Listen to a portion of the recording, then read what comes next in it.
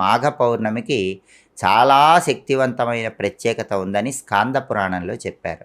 స్కాంద పురాణంలో ఏం చెప్పారంటే, మాఘ పౌర్ణమి రోజు దేవతలందరూ కూడా మనుష్య రూపాన్ని ధరించి అదృశ్యులుగా ఉండి భూమి మీద ఉన్నటువంటి నదుల్లో స్నానం చేస్తారని, దాని ద్వారా అమోఘమైన శక్తి పొందుతారని స్కాంద పురాణంలో చెప్పారు. కాబట్టి మాఘ పౌర్ణమి అంటేనే స్నానానికి ప్రాధాన్యత ఉన్న రోజు.